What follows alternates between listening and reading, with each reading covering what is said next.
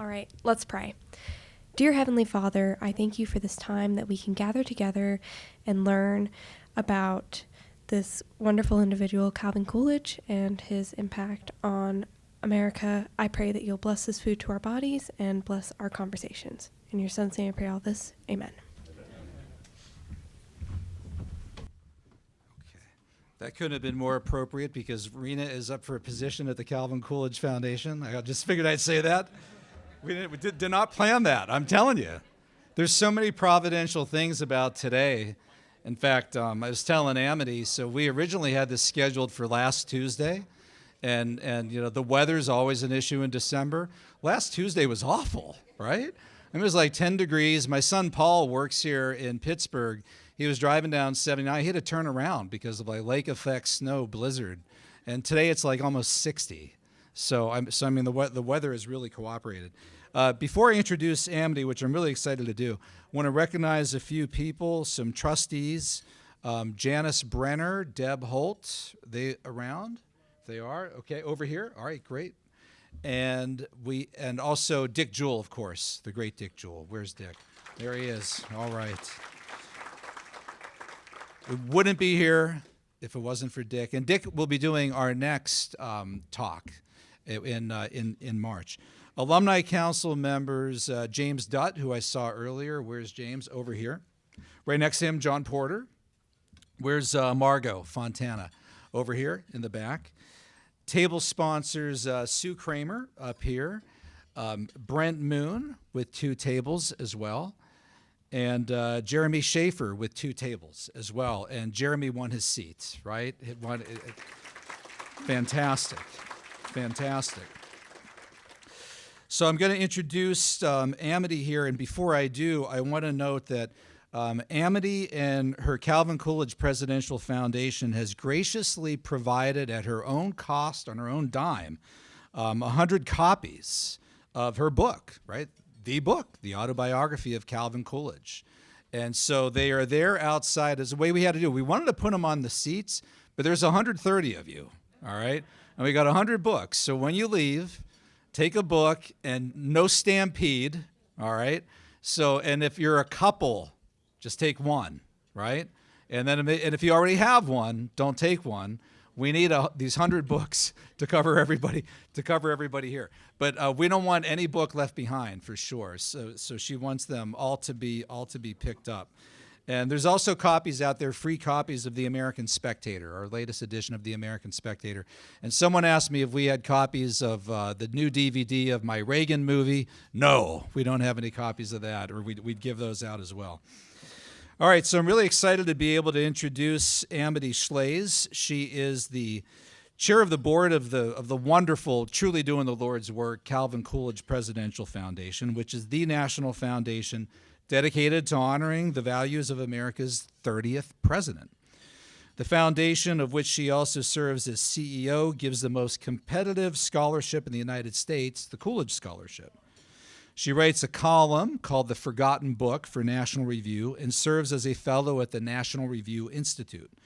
She's currently at work on 2 books for HarperCollins, one on Teddy Roosevelt and progressivism, and she's the perfect person to write that, by the way, right? If someone's going to write a book on TR and progressivism, I'd want Amity Shlaes to do it.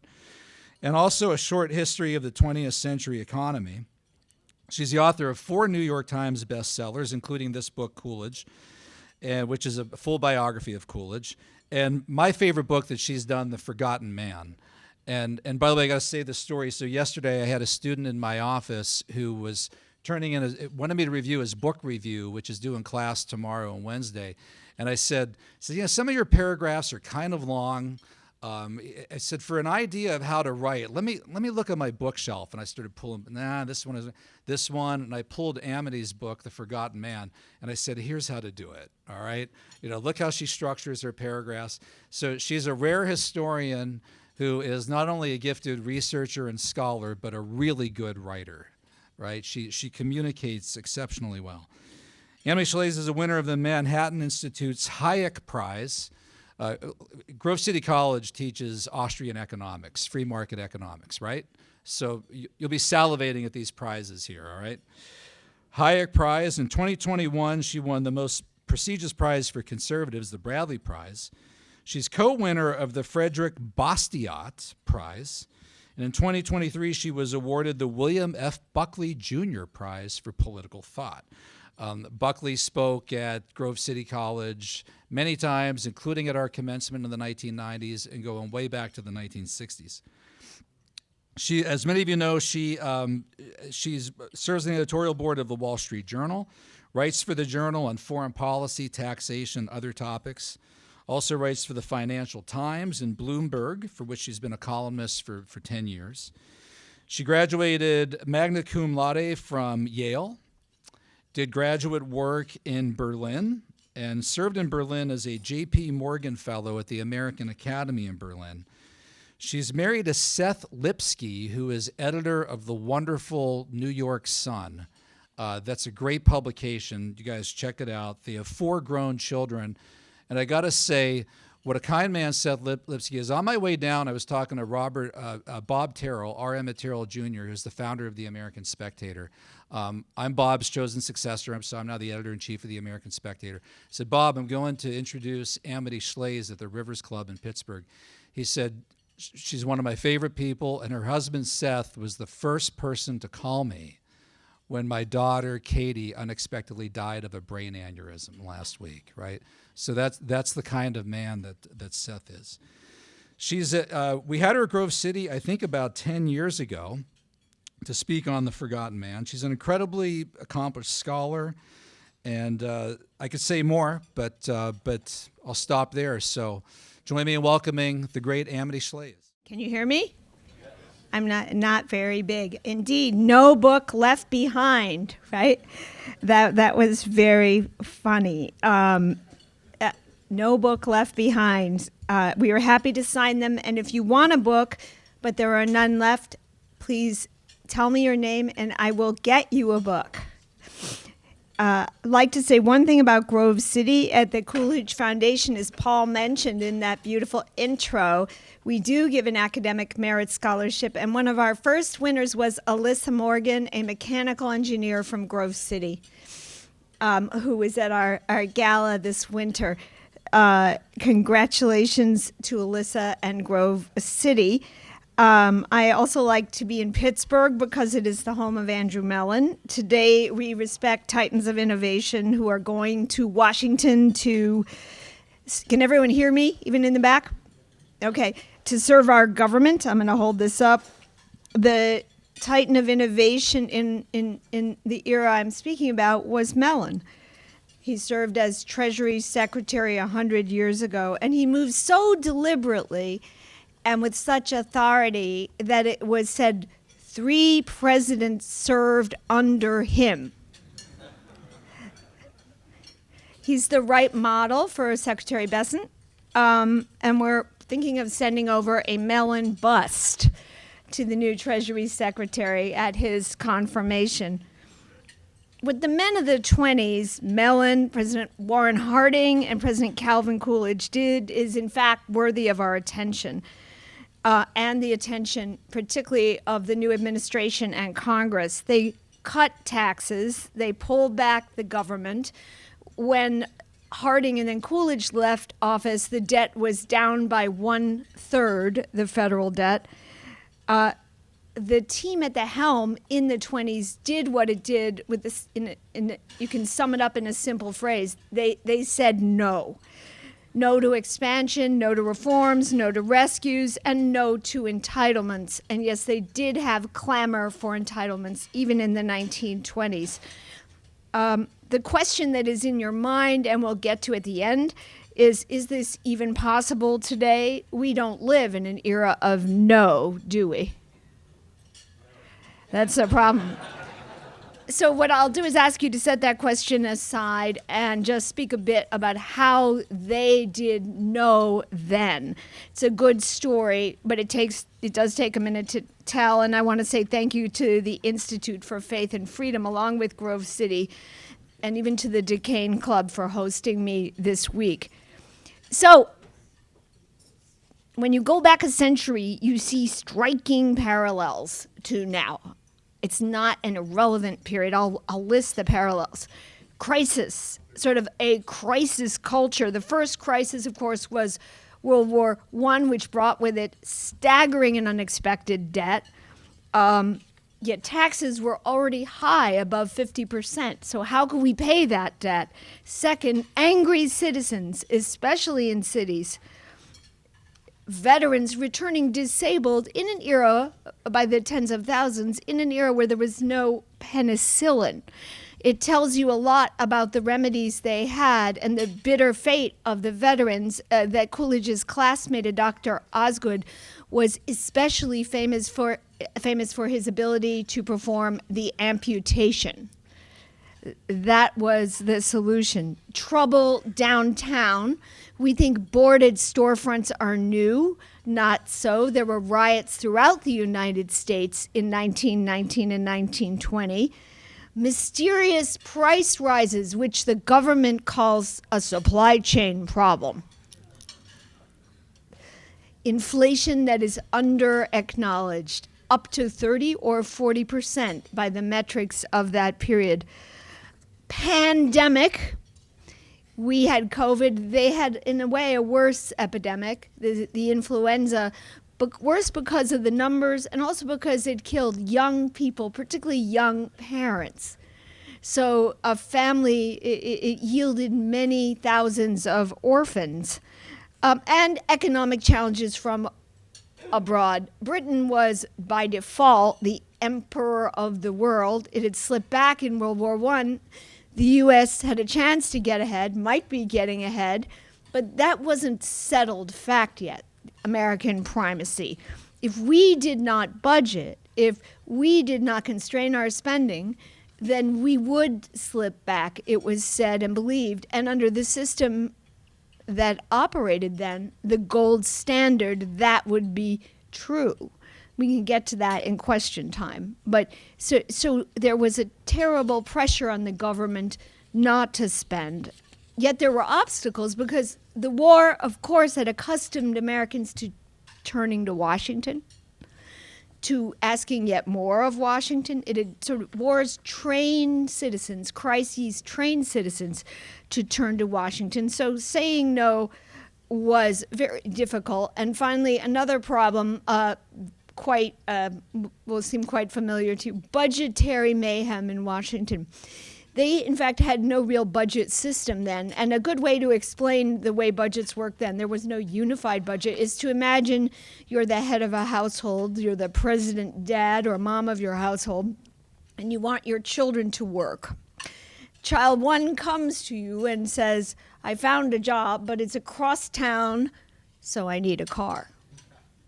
Of course, a car for the merit, for the effort. Next day, child two comes, says, you always told me to get a job. I found one across town, but I need a car. And you say yes, and pretty soon you are the parent of 5 cars. We've all been there. That was how budgeting worked, with mendicants coming individually to the White House, the lobbies.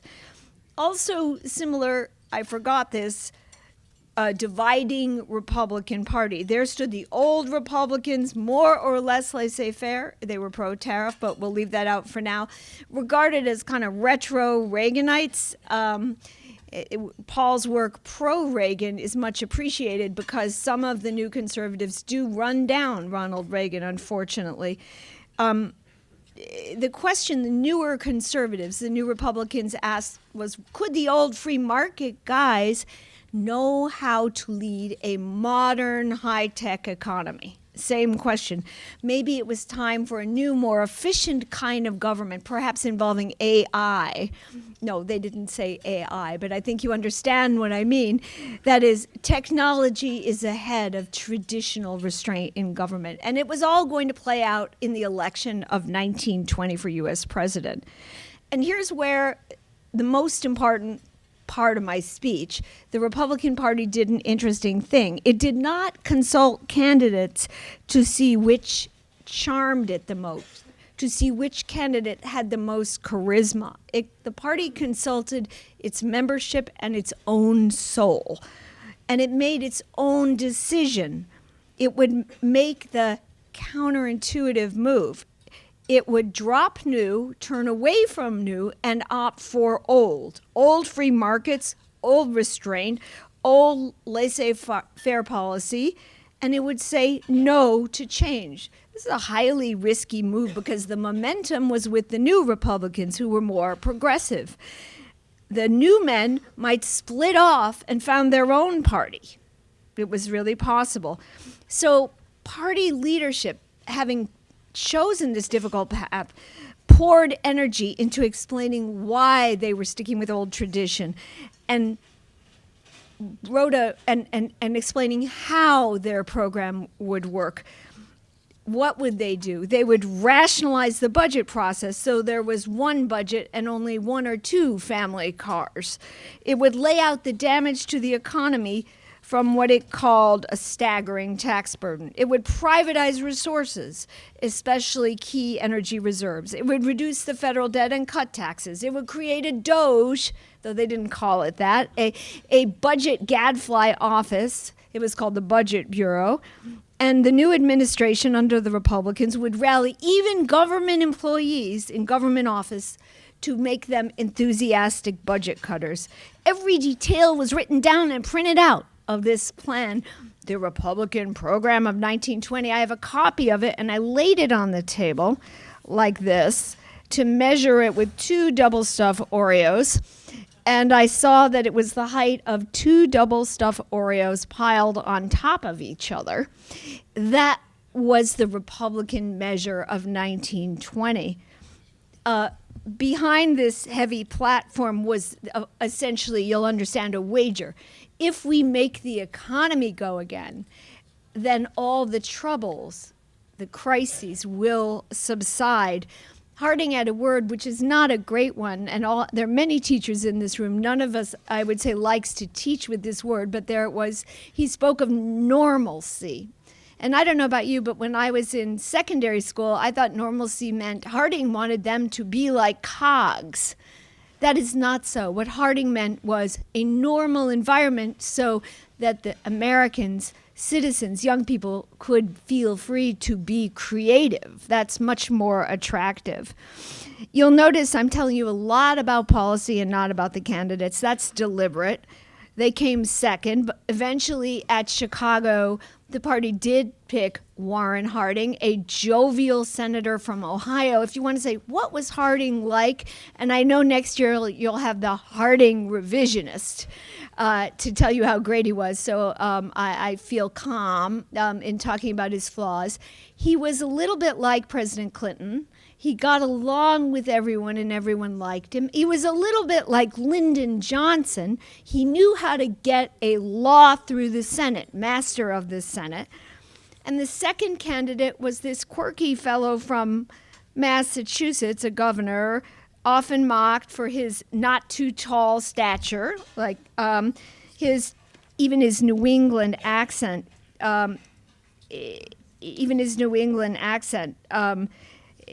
People have heard the story about Silent Cal. I'm sure you have. He was seated next to a chatty lady at a lunch like this, and she said she'd made her own wager. She could get Coolidge to say more than 2 words that evening. And what did Coolidge say to the lady? You lose, right? This did not go over well. This man of no, N-O, Coolidge, did not go over well in the city of yes, that would be Washington. They perceived him as a Scrooge and a kind of, New England throwback. He was the only one in Washington, it was said, who pronounced the word cow, the bovine, C-O-W, in 3 syllables. I'm not going to attempt it. Well, maybe, ow. And they found that amusing and derided it. That Calvin Coolidge, welcome to Washington. Come 1921, after the GOP victory, Harding did another unexpected thing. He began to follow through on what he'd promised. Wow, not always to be expected from presidents. I'm going to read you a line from Harding's inaugural address. It's a virtual poem about restraint and telling voters no, and also kind of a a rebuttal to our reformers. No altered system will work a miracle, said Harding. Any wild experiment will only add to confusion. Our best assurance lies in efficient administration of our proven system. Warren. Again, the change started with policy. Harding passed a new law called the Budget and Accounting Act of 21. That law did rationalize the budget process. It created this new DOGE, the Budget Bureau, which was to be led as now not by Elon Musk, but by someone in that era who would terrify and intimidate and elicit awe from voters. A general, the first general was General Dawes, and the Budget Bureau, the DOGE leader, would host an event twice a year, mandatory command performance for government employees, where they had to listen in a hall as he ranted at them about how you cut the budget. It was sort of a combo of a pep rally and, a shame session, unlike something we do today. And as a result of this display of enthusiasm, the employees did cut budgets.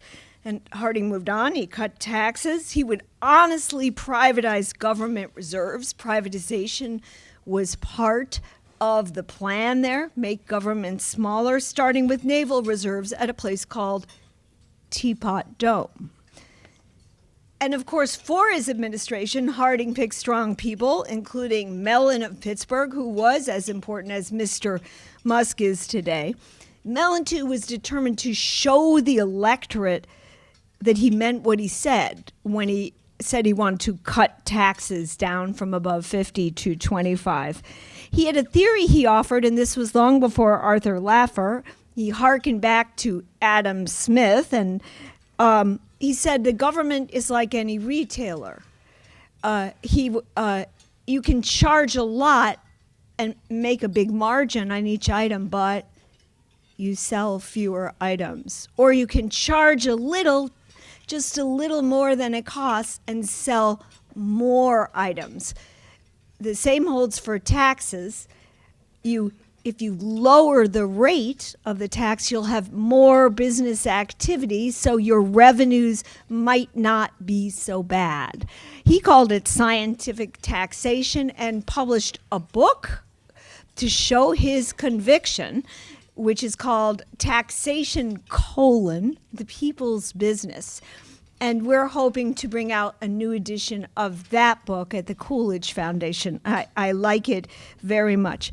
But the whole Harding endeavor, not the normalcy, but the Harding part, almost wiped out, partly because a recession was on, and Harding and Coolidge, their party, lost votes in House and Senate in the midterm in 1922, and partly because of Harding's lack of focus, we can say.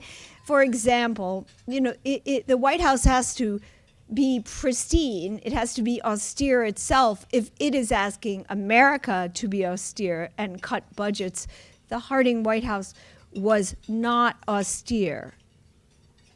Prohibition was on, and yet there were rumors and they were true, liquor was served at the White House. Well, if the president ignores the law, what does that say about us? The papers actually reported that people went to the Harding White House for food and action. What does that mean, right? You're wondering. But I'm sure next year you'll host the Harding Revisionist, who will counter when I'm saying it's my job to report that Harding's sloppiness did erode authority. More damaging than the White House parties to his program was their administration of privatization, the leasing of oil from Teapot Dome. Instead of going to bidders in a fair process, it went to friends of the Harding administration, that oil. Why does this matter? It matters because if you argue for privatization, you better privatize well and fairly.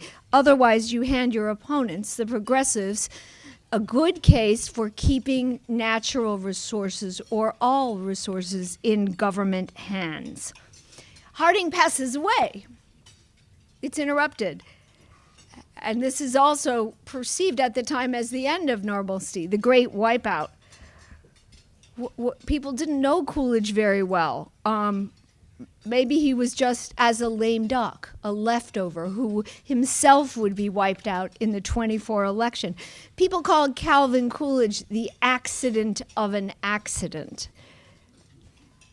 But Coolidge determined this would not happen. He picked, imagine if it's a relay race and Harding had the baton of the normalcy program in his hand. He falls down. Coolidge picked it up smoothly and ran. He vowed not to change course, but to continue the race till victory, to do what Harding and he had promised to deliver, quote unquote, to perfection. That's a deliberate man, and he did. Harding had cut taxes, Coolidge cut taxes more. Harding had budgeted, Coolidge budgeted more, spending less each year than before and running surpluses all the time. That's increasingly hard to do. You can cut for a while, but usually with growth in the economy and the population, you will have to grow the budget. No. Students often ask me, you mean he cut growth per capita, or you mean he cut it in inflationary terms? No, real nominal, not per capita, the government shrank. That's really unusual for peacetime. Harding had vetoed 6 times, Coolidge vetoed 50 times. He was a regular maestro like Isaac Stern of a certain kind of veto called the pocket veto, which is when Congress passed a bill at the end of the session, and then during the recess, the president is expected to sign. If the president does not sign, the bill dies, and Congress has to start all over again with new legislation. Well, Coolidge really liked this because when you let the bill die, as opposed to in a regular non-pocket veto, you don't have to write any message about it, no veto message. That appealed to his sense of economy. And he lured those Republicans and Democrats into passing laws right before recess just so they would expire on his desk. I think it's also important to mention that he presided at the semi-annual meetings with force. There were, he had ascertained $150,000 spent on pencils by the U.S. government each year. And he would show up at those meetings and tell the poor government employees, use fewer pencils, use the stub. General Lord, who was the head of the budget office, then the second person in the Musk job, sent out a memo that said, be economical, write fewer letters. Paper costs money, use fewer words. Ooh. He was called Scrooge, but the truth is there was a magnanimity to it because Coolidge saw that if you save money, you save people. You save them future taxes. And people did follow him. Why? One reason was that he never, unlike Harding and some other presidents, squandered any political capital. For example, Coolidge saw that if you asked the government to observe austerity, then you in the White House had to observe austerity. And that meant the Coolidge White House was very different to the Harding White House. One anecdote from that period: there was a splendid housekeeper in the White House named Mrs. Jaffray. And Mrs. Jaffray used to go out in a brougham with a horse in her carriage and shop in the specialty stores, right? She went to Italy, or the equivalent of that. She went to the fanciest Italian stores to get the olive oil. She went to, and so on. Well, Coolidge thought she ought to go to the supermarket. The Piggly Wiggly was his favorite. And one day she showed him very proudly. She'd been there since the Tafts. She was a real institution, Mrs. Jaffray. A pork chop spread, and all Coolidge said was it looked like an awful lot of ham to him for his guests. Pretty soon, Mrs. Jaffray was gone, and the new housekeeper came from New England, just like Coolidge. That was Miss Riley, and the old budget was $11,667.10 for White House entertainment. That was the shame of Mrs. Jaffray. And the new budget under Miss Riley was only $9,116.37. Coolidge counted the pennies, which he noted was a savings of $2,550.73. And he wrote in her little accounting book to Miss Riley, fine improvement. What's important here, of course, is the result to the populace, which was anything but a Scrooge environment. There were ugly spots in the 20. You may know of the troubles farms suffered. But generally speaking, the Harding-Coolidge wager was they won it. Jobs materialized. New toys materialized. Great improvements in the standard of living materialized. That was the decade when indoor plumbing became the rule in the United States instead of the exception. That was the decade when electrification of homes commenced. What is a patent rate really? A patent rate is a metric of hope. The hope of the inventor that he can bring an idea to market. The patent rate in the 20s went through the roof, and the quality of the patents was also exceptional. They still study the 20s patents as a case study at Harvard Business School today. As a result, everyone did better.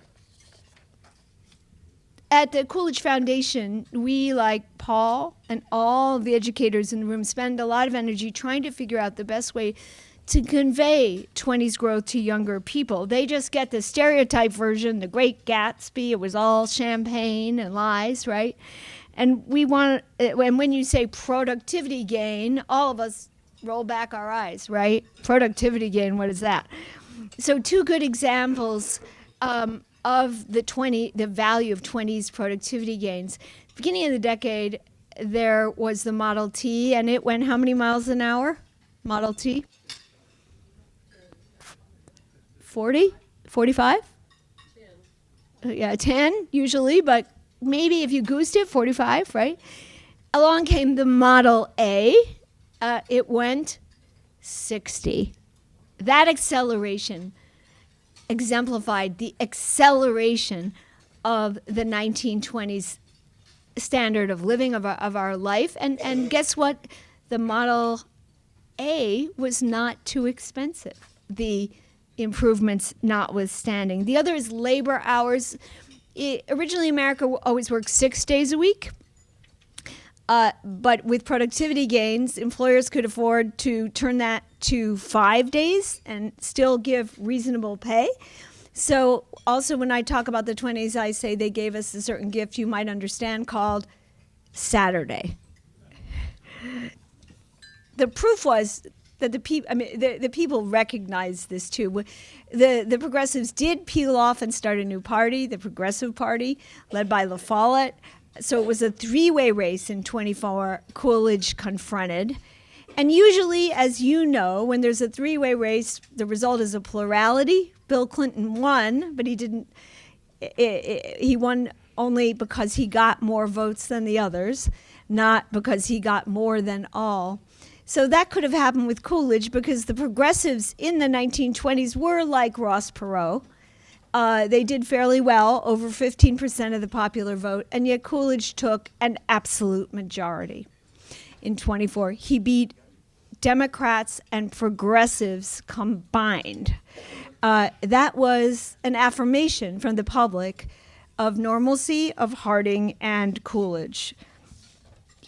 Everyone expected Coolidge would run again in 1927, 28. That is, with 28 coming up, he could run again. He had only one elected term. And the Republican Party didn't just expect it, they kind of counted on it. But that wasn't quite what occurred. As it happened, Coolidge went to South Dakota in the summer of 1927, and really that was the moment he was thinking about should he run again.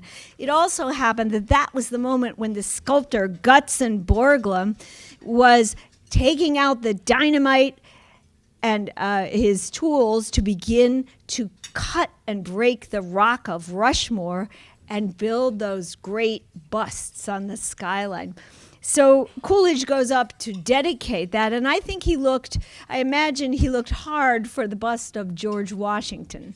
Where would that be in the rock? And looked away from the bust of Theodore Roosevelt, not so much his style. And he looked very preoccupied, and that was because he was thinking about something he was doing. Just days before Coolidge went to Rushmore, he had handed out a little note that said, "I do not choose to run for president in 1928. People didn't believe it. In the Rushmore moment, they thought he'd change his mind. They certainly weren't grateful. The Republican Party was furious. They needed his coattails to run on, right? To ride on.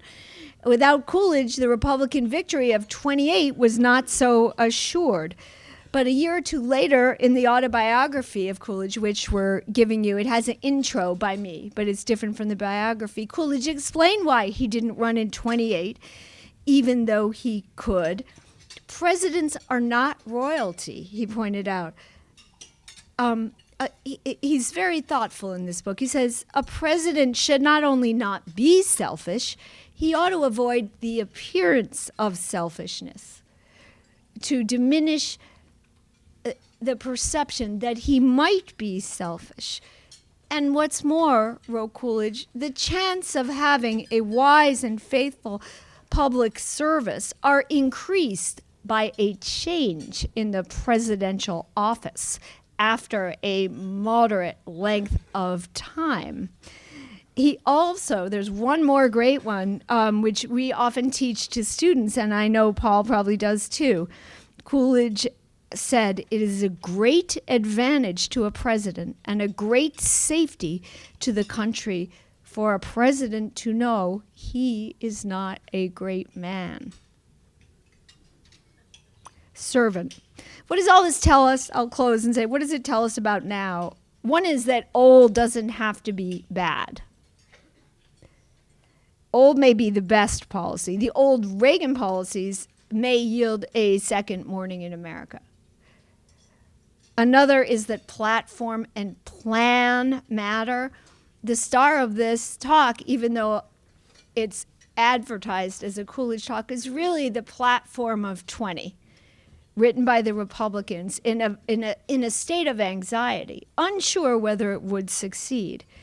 And it's also a story of the heroism of Congress, which put the laws through that were necessary, because laws matter. What power will the Doge have if there are no new laws? Not much. The star power will fade pretty fast. It will just become a pester office, won't it? If it doesn't have new laws to back it up, new cuts. And finally, to contradict myself thoroughly, people do matter. That's the last lesson. Harding might have besmirched or sabotaged the agenda through sloppiness, but he commenced the normalcy race, and we want to give him credit for that. And Coolidge did pick up the baton.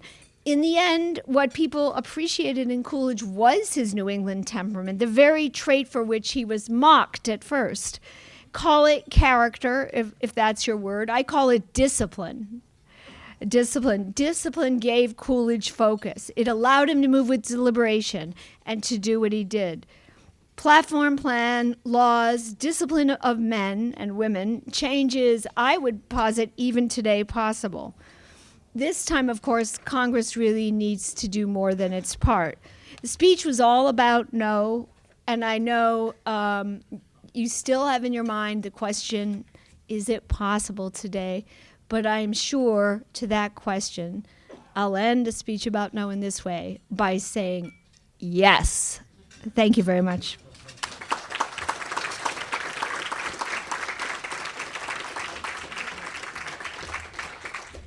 Okay, so we're going to take questions. If I may kick it off. So Man, if only he had run again in 1928. I mean, everything would have been incredibly different. I mean, because Hoover was a disaster, and then FDR. So he's talking about he didn't want to run in 28 because he didn't want to be selfish. FDR is just the complete opposite of this guy in every way. And I don't want to throw you a curveball to make you talk about FDR, but what FDR did to Andrew Mellon was horrible, right? I mean, the way he persecuted him. We had Larry Reed here talk about that last year. So I don't know, anything you can say about how he was like the anti-FDR? Well, yes, it is terrible what he did to Mellon, and I have a whole talk about just about the National Gallery and Mellon's notion of philanthropy. Mellon needs more airtime, particularly for establishing too the Carnegie Institute, which became part of Carnegie Mellon, and where all those patents, so many of them, got written from experiments. So there's that. That's why I had the Harding quote at the beginning, no experiments, because it's the opposite of what FDR would say, call for bold, persistent experimentation. And, you know, if you talk to economists, the kind in college, except for Grove City, they'll say, well, that's all right, the macro, blah, blah, blah. It's not all right. The market likes a certain degree of certainty before it buys and sells. The market doesn't need the weather to be perfect. It just needs the weather to be pretty good, okay, to go out and play, to build and change. And that was what was so clever about Harding and Coolidge, that they saw that. They wanted a normal environment, and they knew that the economy would do the rest. That's a short answer, I hope. Yeah, you want to call on your... Yeah, whoever, Brad, is that Brad? Brad Toothey? Tariffs were an important consideration in Coolidge's time, even more so than Hoover's. Now they're being discussed again. Comment on the subject of tariffs? Absolutely, and everybody has his flaws. I started to say it, but I didn't say it clearly enough. Coolidge's wart, if he had a wart, was his tariff policy. But the truth was, U.S. Foreign trade was a smaller share of our economy then than now. U.S. was an island. There were no airplanes. There wasn't any. There was a Panama Canal, but the trade was not as big a share of our economy, so they mattered less. From Coolidge's point of view, tariffs were, as now, he saw them as a lesser evil. The women at the textile mills in Massachusetts and Lowell and Lawrence are on strike. They are stopping the industry of textiles. We want to pay them more, but we only can if the business has protection, no competing textiles from overseas. That's the way he would have explained it. His friend Dwight Morrow sent him some William Graham Sumner to read on free trade and why free trade was better, which it is. And the next, excuse me, my voice, the next day, Coolidge sent back the books. This was his Amherst buddy from college. He said, I've already read these books, Dwight. It's a nice theory, but in practice, things work differently. So he saw tariffs as a political concession, and so did the GOP. I do think, I know, the evidence suggests that Smoot-Hawley did not make the Great Depression of 10 years. It did hurt our economy. More importantly, it sent a rotten signal to countries struggling to become democratic. A good example is Germany. You can't imagine what our cynicism and looked like to Germany. On the one hand, we said you have to pay these heavy debts. On the other hand, we made it impossible for them to export so they could pay the debts.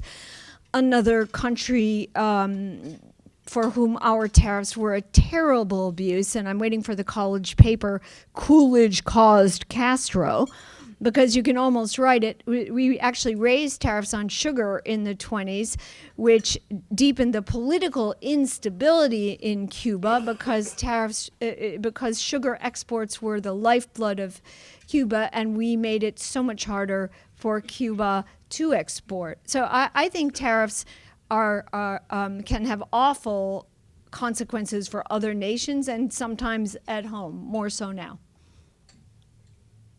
You pick who you. Sure, Dan. This idea of scientific taxation in your book,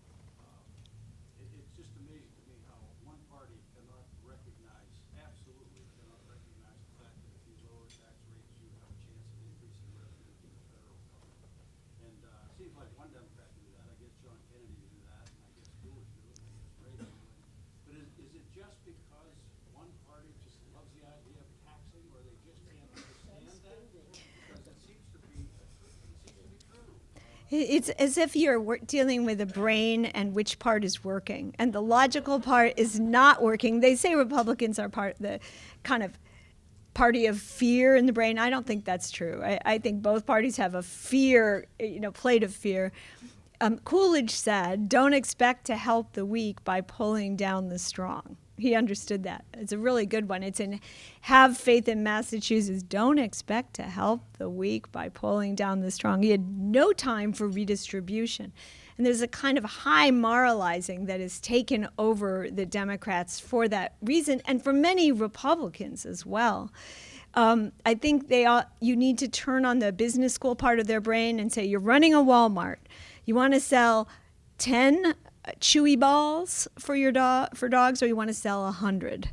Well, if you want to sell 100, what do you do to the price? You lower it a bit, and guess what? You cut the price, make it up on the volume, and even the most hidebound Democratic sociologist will acknowledge that sometimes he buys a cheaper Chewy ball at Walmart, but you can't get them to preach it. You can't get them to honor it in public. The reality. That's okay. It just puts more work to us. Mellon called it scientific taxation. You can go back to Adam Smith, which he quoted in this book I'd like to publish. Can you imagine a Treasury Secretary quoting Adam Smith today? He quoted Wealth of Nations, I think, maybe Theory of Moral Sentiments. It's a stupendous explanation of why tax cuts on the rich help the poor. So there you are. It's also the same material is also in Bastiat, and in some of Kennedy's speeches, sort of, with a bunch of macroeconomic junk.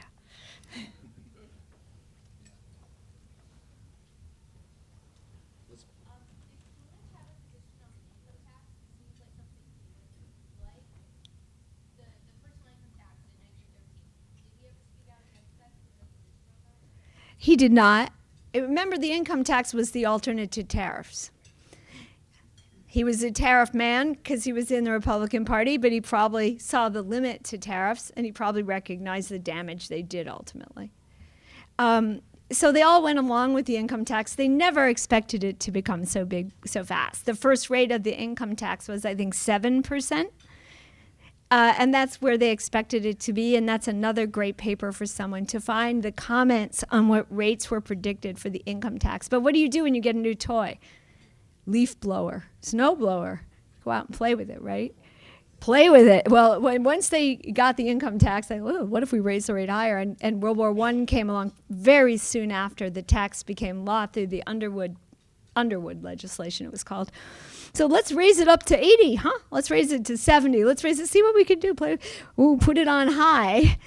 And that's what the government did. And Republicans and Democrats alike realized they had a powerful tool in the income tax, more powerful than the tariff, actually, for revenue.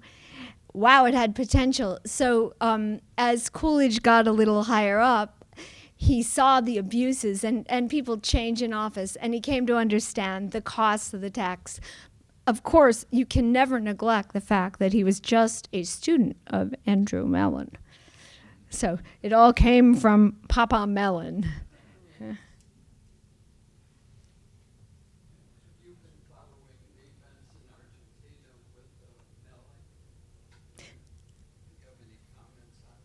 Well, I'm not an expert on Argentina, and I really only follow the 19th century right now. But I will say it was a similar shift because Milei is trying things that were unheard of 2 years ago.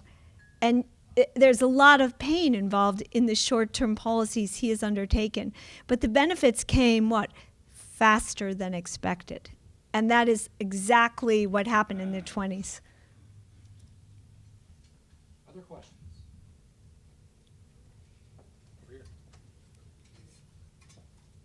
made allusions to monetary policy early on, I believe. I'm just curious about the 1920s. We look at them as the roaring 20s, and Grove City professor, many of us have had on Central, so most of that was caused because of the Federal Reserve, things of that sort. So I was wondering if you could just comment on what things caused the roaring 20s. Was monetary policy monetary policy is perceived to have been easy in the 20s, and you can make some case for that. It wasn't that easy. What was their obscenely low interest rate? 4%? Something like that, right? That's really obscene, right? Here we are with 0% interest rates for long periods. And so I think that's that emphasis, which goes back to Benjamin Anderson and Mises and people we respect for a lot of other reasons, might have been a little too strong. The 20s, you can argue pretty well that the 20s were deflationary many of the years. The stock market went up too high. Was that inflation, or was that a failure of the credit mechanism? People borrowed on margin, just a few people though, because most Americans didn't play in the stock market in that period. So I would emphasize that less because of the levels of the interest rates and because what was going on in the stock market was not going on elsewhere. So how is it, if there's inflation, which is always and everywhere, as we learned from another professor, that farm prices went down and the stock market went up? That's the contradiction. It's not that the Austrians are wrong there. They're probably right. But the emphasis is not productive. You know, there were moments where things went up, you know, where the Fed was too loose. And then the monetarists also spend a lot of energy on this. They reevaluate, for example, in the work of Lester V. Chandler, who wrote an excellent book on Benjamin Strong, the New York central banker. In those days, the Fed's gravity was in New York. And, you know, Strong let interest rates, be too low? Why, Strong? Why, said Chandler? Well, he wanted to be friendly with Montague, Norman, and England needed to have higher interest rates to attract money because it was a gold standard period and England was struggling, by the way, because England was going this social democratic path. Well, then Benjamin Strong failed to push our interest rates up high enough to prevent the bubble. Okay. But I don't quite agree with it. I think the stock market is, in the end, often a metric of political hope and hope for the economy. And Americans began to see what the productivity gains of industrialization could do for every man. So what was the primary cause of the Great Depression? In my view, Yeah. Government intervention. Primary cause of the Great Depression. The primary cause of so you want to break it up too. I just wrote an article about this in the Coolidge Review, which I have copies for you too. It has the same beautiful screaming yellow cover as the American Spectator. Beautiful. Yeah, Jed Donahue. Yeah, Jed Donahue. So 2 screaming yellows. I just wrote about this. The crash was inevitable. The market was too high. It went from 100 to 381 while Coolidge watched nervously, right, in Washington. The depression and the crash are not synonyms. They're not the same. There have been many crashes of that drama, of that scale in Coolidge's lifetime without any 10-year double-digit unemployment after them. So what made the crash into a Great Depression were bold, persistent experimentation, terrifying markets, political persecution of business leaders, Mellon being an example, and upward pressure on labor prices. You know, as an employer in a downturn, you have 2 choices. You can cut people's wages or you can lay them off. And you always prefer to cut their wages.